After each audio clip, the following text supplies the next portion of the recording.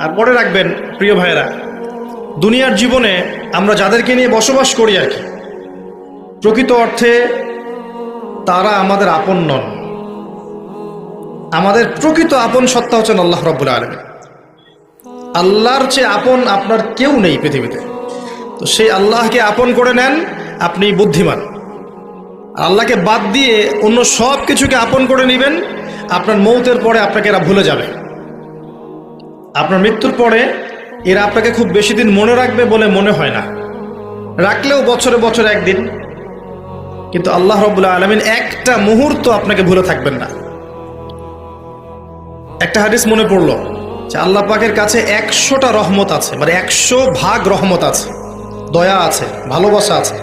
তার মধ্যে 1 ভাগ তিনি সৃষ্টি জগতের মধ্যে দিয়েছেন। ওই যে গাভী তার বাচ্চাকে চেটে পরিষ্কার করে না, কুকুর তার বাচ্চাকে দুধ খাওয়ায় না, ওই 1 ভাগ রহমতের জন্য, 1 ভাগ দয়ার কারণে। বাকি 99 ভাগ রহমত আল্লাহ পাক তার নিজের কাছে রেখেছেন, যেটা দিয়ে তিনি কিয়ামতের মাঠে বান্দার প্রতি রহম করবেন। আমরা আল্লাহর রহমত পাবো ইনশাল্লাহ। প্রয়োজন হচ্ছে তওবা করে ফিরে আসা। পাপ হবেই ভাই, জীবনে চলতে গেলে পাপ হবেই, উঠতে বসতে চলতে ফিরতে পাপ হতেই থাকবে, কিন্তু তওবাও হতে থাকবে ইনশাল্লাহ। যত পাপ তত তওবা, যত পাপ তত তওবা।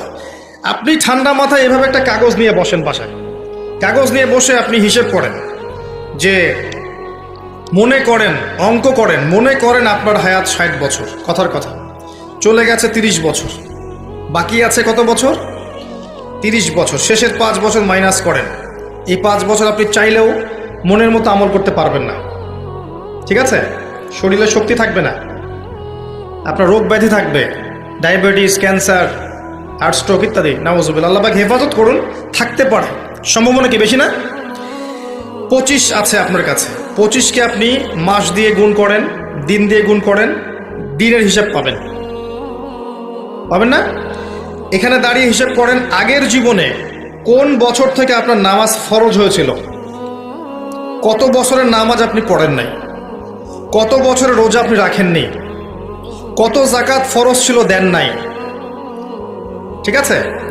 পাপের যেগুলো পাপ মনে পড়ছে লিখেন, আমি অমুকের সাথে জেনা করেছি, আমি অমুক দিন অমুক অমুক জায়গায় মদ খেয়েছি, আমি অমুককে হত্যা করেছি, আমি অমুককে পিটিয়েছি, আমি কিশোর গ্যাংয়ে ছিলাম, আমি ক্যাসিনোতে গিয়েছি, আমি এটা করেছি, এটা করেছি, লিস্ট করেন। প্রত্যেকটা পাপ দেখবেন, এক একটা পাপের জন্য আপনি আল্লাহর কাছে আলাদা আলাদা করে আল্লাহর কাছে দোয়ায় বলবেন, আল্লাহ আমি ওই পাপ করেছিলাম, আল্লাহ আমাকে মাফ করে দাও, আমি ওই পাপ থেকে তওবা করছি আল্লাহ, আর জীবনে কখনো এই পাপ করবো না ইনশাআল্লাহ। এরকম করে তওবা করেন, তওবাটাকে ফিল করতে পারবেন। খালি মুখে যদি বলেন আস্তাগফিরুল্লাহ ওয়া আতুবু ইলাইহি, ফিল করতে পারবেন না।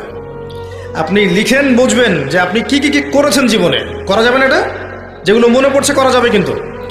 এরপরে ওযু করবেন, করে সুন্দর করে 2 রাকাত সালাত পড়বেন, পরে চোখের পানি ছেড়ে আল্লাহর কাছে কান্নাকাটি করবেন যে আল্লাহ এই কাজ আমি করেছিলাম, আমি প্রত্যেকটা কাজ আমি আল্লাহ স্বীকার করছি যে আমি এগুলো ভুল করেছি। আল্লাহ তুমি আমাকে যত নেয়ামত দিয়েছো সব নেয়ামত স্বীকার করছি আল্লাহ। আমি যত পাপ করেছি, তোমার অবাধ্য হয়েছে, সব স্বীকার করছি আল্লাহ, তুমি আমার পাপগুলোকে মাফ করে দাও। 1 মুহূর্তের মধ্যে আল্লাহ পাক মাফ করে দেবে ইনশাআল্লাহ তাআলা। শুধু তাই না, আল্লাহ পাক বলেছেন যে আল্লাহ পাক এই সমস্ত গুনাহগুলোকে নেকি দিয়ে পরিবর্তন করে দিবেন ইনশাআল্লাহ। ইল্লা মান তাবা ওয়া আমানা ওয়া আমিলা আমালান সালিহান, আছে না একটা সূরা ফুরকানে, ইল্লা মান তাবা ওয়া আমানা ওয়া আমিলা আমালান সালিহান। তারা নয় যারা তওবা করেছে এবং ঈমান এনেছে এবং বেশি বেশি সৎ আমল করেছে। উলাইকা ইউবাদদিলুল্লাহু সাইয়্যাতিহিম হাসানাত, এরাই তারা যাদের সমস্ত গুনাহকে আল্লাহ পাক নেকি দিয়ে পরিবর্তন করবেন। শয়তান ধোঁকা দিবে আপনাকে, শয়তান বোঝাবে এত তাড়াতাড়ি কেন, এখনো সময় পড়ে আছে, পরে তওবা করো, এত দ্রুত দিনের পথে আসতে হবে কেন, অনেক সময় পড়ে আছে, আগে পড়াশোনা শেষ করো, এসএসসি শেষ হোক, ইন্টার শেষ হোক, অনার্স শেষ হোক, মাস্টার্স শেষ হোক, একটা চাকরি আগে পাও, বিয়ে শাদী হোক, পরিবার হোক, শেষ বয়সে গিয়ে একটা হজ করে আলহাজ টাইটেল নিয়ে নেবো, ব্যাস হয়ে গেল। শয়তান আপনাকে বুঝাবে অনেক কিছু, মনে রাখবেন, ইন্নাশ শাইতানা কানা লিল ইনসানি আদুওয়াম মুবিনা, নিশ্চয়ই শয়তান মানুষের প্রকাশ্য স্পষ্ট শত্রু। এর ধোকায় পা দিবেন। আর ইবলিস অনেক স্মার্ট, কারণ তার অনেক বয়স হয়ে গেছে, সে অনেক প্রবীণ এবং প্রজ্ঞা অর্জন করেছে আর কি। সে কিন্তু অনেক স্মার্ট, সে জানে কিভাবে মানুষকে পদস্খলিত করতে হয়। সে মানুষকে নেক সুরতেও ধোকা দিতে পারে। নেক সুরতে মনে হচ্ছে ভালো কাজ করছি আমি, দেখবেন এই ভালো কাজের মধ্যেও দেখবেন ধোকা দিয়ে ফেলেছে, এত স্মার্ট। তো আমি যে পয়েন্টটাতে কথা বলছিলাম যে যুব সমাজকে যদি ইব্রাহিমের মতো, ইসমাঈল আলাইহিস সালামের মতো, মুহাম্মদ সাল্লাল্লাহু আলাইহি ওয়াসাল্লামের আদর্শে উজ্জীবিত হয়ে জীবন করতে হয়, প্রথমে তওবা করতে হবে। খালেস তওবা করে সমস্ত পাপ ছেড়ে দিয়ে বাকিটা জীবন, এই যে 25 বছরের টার্গেট করেন, এই 25 বছর আমি কি করতে চাই, আমার লাইফের গন্তব্য জান্নাত, জান্নাতে যেতে হলে আমার কি দরকার, আল্লাহর সন্তুষ্টি।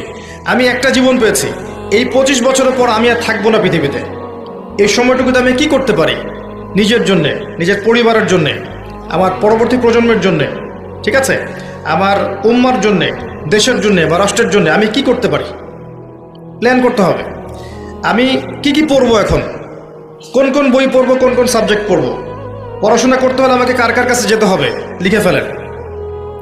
পড়াশোনার পরে আমি কিভাবে আমল করব, দিন রাত কেমন করে গোছাবো, 24 ঘন্টা রুটিন করে ফেলেন। তারপরে আপনার রিজিকের দরকার, আমি কি রিজিক চাচ্ছি, হালাল না হারাম, আমি হালাল চাচ্ছি। হালাল যদি চাই, আমি হালাল জব খুঁজবো, হালাল ব্যবসা করব, হালাল কৃষিভিত্তিক কাজ করব, হালাল কিছু করব, হারামে যাব না। প্রত্যেকটা কাজ ক্যালকুলেশন করে করেন। বিয়ে করবো, এরপরে আমি কাকে বিয়ে করব, এই জিন্স এবং টি শার্ট পরা মেয়েকে, নাকি একটা পর্দাশীল মুত্তাকি মেয়েকে? যে মুত্তাকি মেয়েকে ঠিক চিহ্ন দিলেন, এবার আসেন মুত্তাকি মেয়ে খুঁজতে হবে। মুত্তাকি মেয়ে ফেসবুকে পাওয়া যাবে না, ওই মেসেঞ্জারে পাওয়া যাবে না, হোয়াটসঅ্যাপে, ইমো, ভাইবারে পাওয়া যাবে না, ওইখানে যোগাযোগ করতে হবে। উপরে যোগাযোগ করে বলতে হবে, রব্বানা, বলেন, হাবলানা মিন আজওয়াজিনা ওয়া যুররিয়াতিনা কুররাতা আয়ুন ওয়াজআলনা লিল মুত্তাকিনা ইমামা। সূরা ফুরকান শেষের দিকে আছে। এই দোয়া করতে থাকেন আল্লাহর কাছে, আল্লাহ পাক মিলাই দেবেন ইনশাআল্লাহ আযজা ওয়া জাল।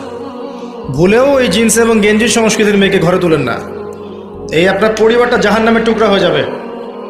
এই কাজ ভুলেও করতে যায় না।